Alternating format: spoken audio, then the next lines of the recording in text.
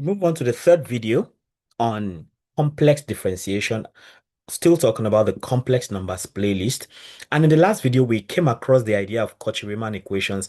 We saw that complex differentiability is stricter than real differentiability, in that, in addition to having to consider different paths, where the limit must exist for the differentiability to happen, then there's an additional condition that the Cauchy-Riemann equations must be satisfied, and that is why this video is dedicated to, coming deriving and looking at the whole idea of Cauchy-Riemann equations. Are we ready? Let's see. So first of all, when we talk about complex function representation, this is very important. We saw this in the last video. This is important in establishing the line of thinking we are going with this video. So complex function representation, if we let f of z be equal to u of x comma y plus iv of x comma y, we know that z normally is x plus iy, right? Now, f of z is a function of that z, and that is why we now have it as u of x comma y being the real component plus I v of x comma y being v of x comma y being the complex or imaginary component rather, where z is x plus iy, and of course, we already know this. So u of x comma y is the real part of the complex function, while v of x comma y is the imaginary part of the complex function. So we can then talk about the analyticity of a function. So a function is analytic if its derivative exists and is independent of direction. So if you can differentiate a function, I think we also say that the function is holomorphic, right? So I think we are going to see holomorphic function maybe in the next video on the one or the one after that. So a function is analytic if its derivative exists and it's independent of direction. So let's talk about complex derivative, which we already looked at in the previous video. So complex derivative. So the derivative is defined as f prime of z equals limit as partial delta z goes to zero. Of course, we like can also look at it as h, which we defined in the last video. So this delta z is just like the h we talked about in the previous video under complex differentiability. So limit as partial delta z approaches zero for f of z plus delta z minus f of z over delta z. This limit must be same regardless of the direction of approach, and that is why we say that the conjugate of z, that is x minus iy, is not differentiable because the derivative along the x-axis is minus 1, but along the y-axis it is 1, so in that case, the fact 1 and minus 1 are not the same. That's why it is not differentiable like that. So this limit must be the same regardless of the direction of approach. So we talk about derivation along real axis and derivation along imaginary axis. So you see, differentiability or derivatives in the complex plane is more complicated, is stricter compared to the real axis because we have both real and imaginary axis for complex. So here, if you say let delta z be equal to delta x, then f prime of z will be partial u partial x plus I partial v partial x. So the derivation along imaginary axis will then be this. So let delta z be I delta y. So we then have it that f prime of z is partial v partial y minus I partial u partial y, like that. So, and if that happens, then it means we have so we those are the two parts along with which we need to get derivatives, right? And then we come to the basic idea of Cauchy-Riemann equation. Now you see, these two parts now are going to they serve as foundation for what we're going to get for Cauchy-Riemann equation. So for the real axis, we have partial u partial x plus I partial v partial x. For the complex axis, we have partial v partial y minus I partial u partial y. Now we now need to equate the real parts, the real components of both, and the complex components of both, and that is what forms the Cauchy-Riemann equations. Okay, so now look at this. We have partial u partial x, the real from the real axis, the real derivative from the real axis, and then the derivative from the imaginary axis. So partial u partial x has to be equal to partial v partial while partial v partial x must be equal to minus partial u partial x, you know. that is partial v partial x must be equal to minus partial u partial y. So if we just rearrange that, we have partial u partial y equals minus partial v partial x. And that's how we arrive at the Cauchy Riemann equations. Equating both results from the derivations along real and imaginary axis give us the Cauchy Riemann equation. So now we see in the other video, I just wrote the equations out, but here you have seen how we derive that by taking derivatives along both real and imaginary axis and equating component by component, real to real, and complex imaginary to imaginary. So let's take an example here. A very popular example we have come to know under complex differentiability or complex derivative differentiation. If f of z is z squared, right? Z squared is x plus iy, which is equal z squared is x plus iy all squared, which is x squared minus y squared plus I to xy. So u now, it means u is x squared minus y squared and v is 2xy. So if you check Cauchy Riemann, you see you differentiate partial u partial x, differentiate with respect to x, you get 2x, partial v partial y, differentiate partial v with respect to y, you get 2x. So you can see they are equal, and that's the first set. Partial u partial x equals partial v partial y. So that is established. Then the other one, partial u partial y, differentiate this with respect to y, you get minus 2y, like that. And then partial v partial x, differentiate this with respect to x, you get 2y. And so you see partial u partial x is equal to partial v partial y, and then partial u partial y is equal to minus partial v partial x, because partial u partial y is minus 2. So partial v partial x now, we just apply minus, you get the same thing. So the Cauchy-Riemann equations are satisfied, and then we can say that the function is analytic. So again, we come across this guy again of this conjugate function. So for example, to f of z is z bar, which is conjugate function. So that means f of z is x minus iy. So our u here is x and our v is y. So if you check the Cauchy-Riemann, partial u partial x is 1, partial v partial y is minus 1. So the whole thing already breaks down like that. So, and as a result of that, since these two are not already equal, don't even worry about the rest, right? Because even the rest will be zero. So those ones don't even exist in the first place. But these ones are not even equal. So they are not equal. So the Cauchy-Riemann equations fails. And we can say this, the conjugate function f of z equals z bar is not analytic. It is not analytic like that. So, but of course, you can also set up SymPy. SymPy is symbolic Python. So if you want to do symbolic things, you want to differentiate, you want to integrate and all that. So we can get ux here is now partial u partial x, vy is partial v partial y, then uy is partial u partial y, and vx is partial v partial x. So for x squared minus y squared and 2xy, you can see all these are equal. Okay, ux is 2x, vy is 2x, uy is minus 2y, vx is 2y. Okay, so that's to say that when I say partial u partial x, you can represent that as u sub x. Then partial u partial y, you can represent that as u sub y. Then partial v partial x can be represented as v sub x, while partial v partial y can be represented as v sub y, like that. Okay, so then we have uh the geometric meaning of what we have done, right? So we have the concept of conformal mapping. So analytic functions preserve angles locally. And then we talk about orthogonality. So we have level curves like u of x comma y is constant and v of x comma y is always constant. So these curves intersect at right angles. So u of x comma y and v of x comma y are level curves which are constant and they intersect at right angles. That's why u of x comma y and v of x comma y are orthogonal. That means they intersect at right angles. So orthogonality condition means that the gradient of u multiplied by the gradient of v is equal to 0. That means they are orthogonal. All right. So this implies the gradients are perpendicular like that. So imagine if you want to plot this now, you have u equals x squared minus y squared and v is 2xy, just like what we've been looking at. And then if you plot this now, you get orthogonal curves.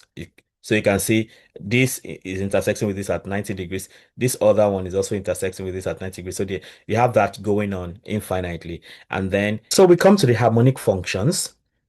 So from the Cauchy Riemann equations, we can see that partial squared u partial x squared plus partial squared u partial y squared is equal to 0, and partial squared v partial x squared plus partial squared v partial y squared is equal to 0. So because of that, now we can say that both u and v are harmonic. They are both harmonic like that. So we are going to have a separate video altogether for harmonic functions and I think Laplace equations. So the applications of all of this, we have applications in fluid dynamics where U now represent velocity potential while V represent the stream function in fluid dynamics. In electrostatics, we have potential satisfying Laplace equation. And then we have in conformal mapping, it is used in aerodynamics and mapping. And then for complex integration, it enables Cauchy's theorem and residue theory. So we're going to talk about residue theory and all of that along the line. In summary, we see that Cauchy Riemann equations are necessary for analyticity and they connect algebra. So any system that obeys Cauchy Riemann equations, we can say it is analytic, that it is differentiable. So they connect algebra, geometry, and physics, and they lead to harmonic functions, which we just saw, and they enable conformal mapping. So we're going to talk about harmonic functions in this video after now. So we have our usual practice problems, 20 of them. You have first 10 and then you have last 10, 11 to 20, that is. And as usual, I'm going to solve two of these beautiful questions. I'm going to solve question 10. Find the harmonic conjugate of u equals e raised to power x cos y. And then I'm going to solve question 15.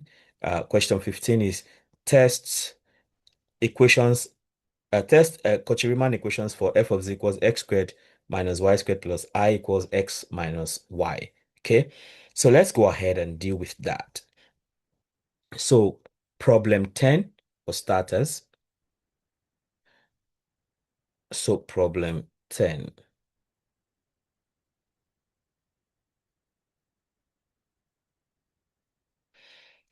Okay, so we want to find to find the harmonic conjugate, to find the harmonic conjugate of u equals e raised to power x cos y.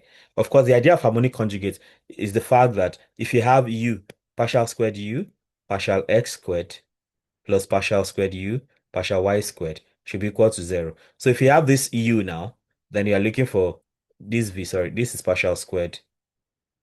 Yeah, I think it's just partial squared u, but is it v now? Uh, okay, I think we have to revisit that again. Let me That's a bit of confusion. Let me quickly check that. So that conjugate thing we saw, it's yeah, ux uy, exactly. Ux uy. Ux uy. So partial squared u, partial x squared, then partial squared u, partial y squared. Okay, I think I've gone to something away. Okay. Yep.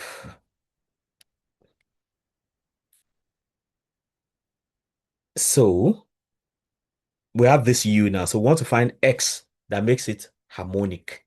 We want to find yeah, we want to find the other part that makes it harmonic. That's what this is about. Okay, so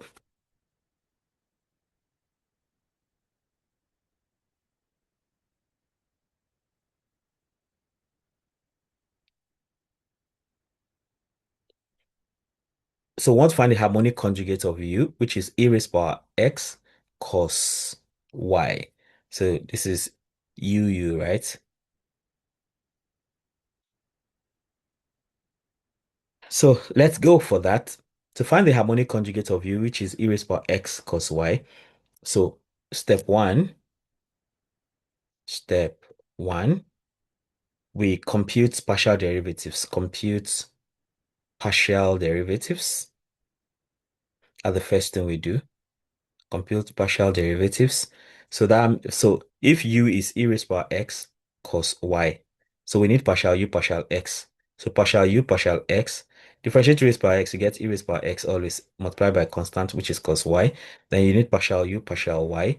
So differentiate cos y, that's minus sine y. So e raised by x, you can say that's minus e raised by x sine y. So we have that first of all. So the next thing is we apply Cauchy Riemann equations. That's step two. Step two. Step two. Apply Cauchy Riemann equations. So what do we do? So normally that should mean that partial v partial y is equal to partial u partial x. And partial u partial x here is already e raised by x cos y. This is e raised by x cos y. On the other hand, partial v partial x is equal to minus partial u partial y. And that is equal to okay, well, partial u partial y is minus e raised by x sine y. So minus partial u partial y, we already take away the minus. That's e raised by x sine y. So that's the second step. And the third step, right? Step three. Step three, now we need to integrate. Okay, we need to integrate. So we can, to integrate now, we can pick either of this. We can pick this or this, anyone, but it's fine to pick only one. So we can pick this one. So because we already know the u, we are looking for the v that makes it harmonic. Okay, so we pick the v part now. So see what's happening. We have partial v partial y equals partial u partial x equals e raised by x cos y. So because we already know this, we cancel it. What we are looking for now is v. So we have partial v partial y equals e raised by x cos y. Since we're given u, we don't need to look for u, but now what we are looking for is v. So if that is the case, we can then integrate now. So we have partial v equals e raised by x cos y partial y, so that the integration can be sweet. But integral of partial v equals integral of e raised by x cos y partial y. Okay. So here now, if we integrate partial v with respect to v, we get v, and that is equal to, here now, e raised by x is constant, but cos y is the focus because we're integrating with respect to y. When you integrate cos y, you get sine y. So you have e raised by x sine y plus a constant, which is the function of x, a constant which is the function of x because we're integrating with respect to y. So a constant which is the function of x, x being a constant. So with this in place now, so this is a very strategic point in this case. Now, with that in place, we then go for step four. Hope I've been listing the steps good. So we go for step four. So in step four now, we now differentiate. So we differentiate and compare. We differentiate and compare.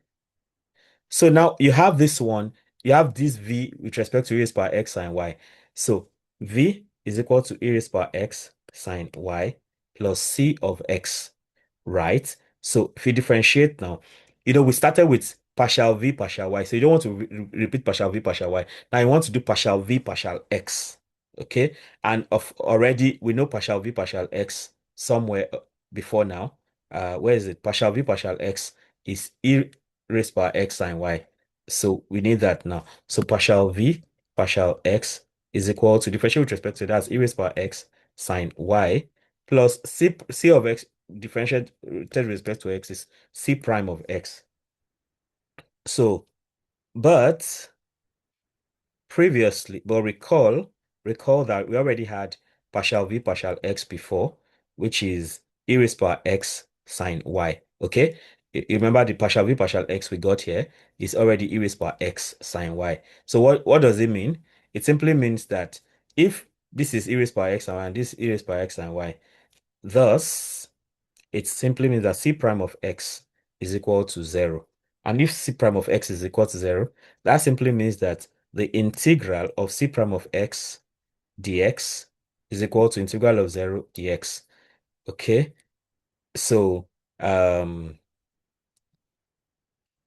so that means you have c of x to be equal to, when you integrate 0, it's 0, right? But that's a constant. So c of x becomes a constant, and that is what you get there. So the conjugate, all right? So we can then conclude. So the the harmonic conjugate, the harmonic conjugate of u, which is equal to e raised power x cos y, is v, which is e raised power x sine y. So that means if you differentiate this twice with respect to x, and you differentiate it twice with respect to y, you get this, you get 0. Okay. Do we need to confirm that? Let me see that harmonic thing I was doing initially.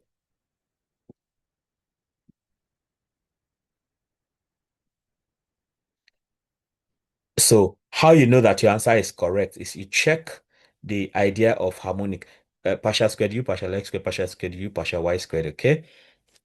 So let's see that. So let's see. So we can check now. Check partial squared u, partial x squared plus partial squared u, partial y squared.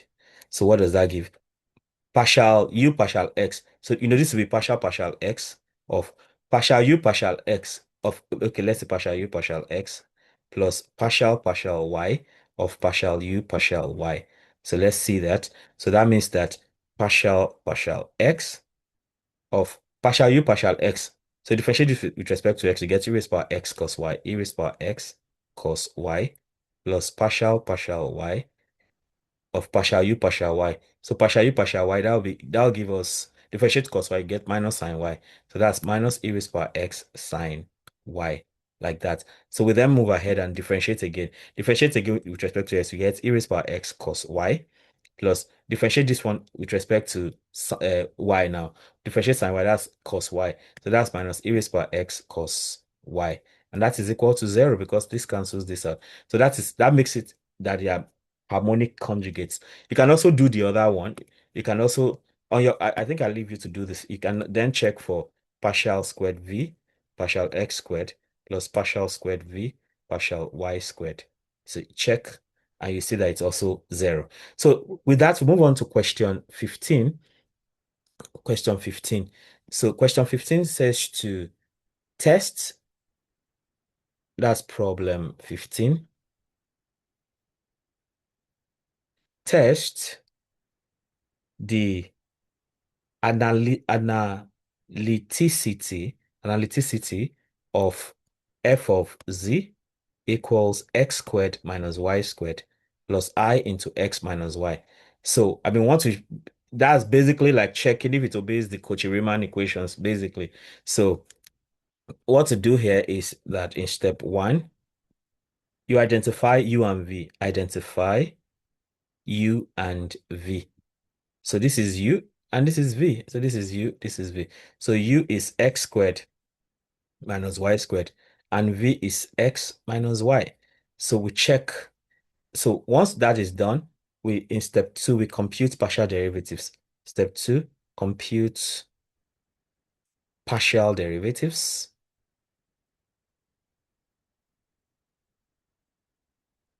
So that's partial u, partial x equals 2x, and then partial u, partial y equals minus 2y. On the other hand, we have partial v, partial x to be equal to 1, as differentiating this with respect to x, and partial v, partial y is equal to minus 1. So what do we see here? So okay, in step 3 now, you want to check. So check step 3. Step 3, check Cauchy Riemann equations. Okay, so Cauchy Riemann equation says that partial u, partial x should be equal to partial v, partial y. So whereas partial u, partial x here is 2x, and partial u, partial v, partial y is minus 1. So this is minus 1. So they are not equal. So that already breaks down. So we don't even have to bother any further. So of course, if you just like to be finicky, so partial u, partial y, we know that should be minus partial v, partial x. And we know partial u, partial y here is minus 2y, whereas partial v, partial y partial v partial x is 1. So this is minus 2y equals minus 1, and that's not true. Okay, so as a result of that, in conclusion, in conclusion, Cauchy-Riemann equations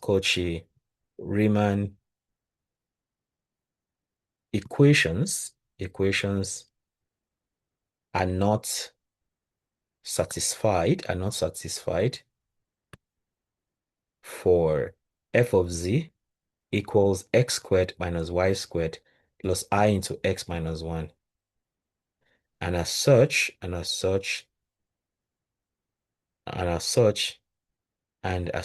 it is not analytic. It is not analytic.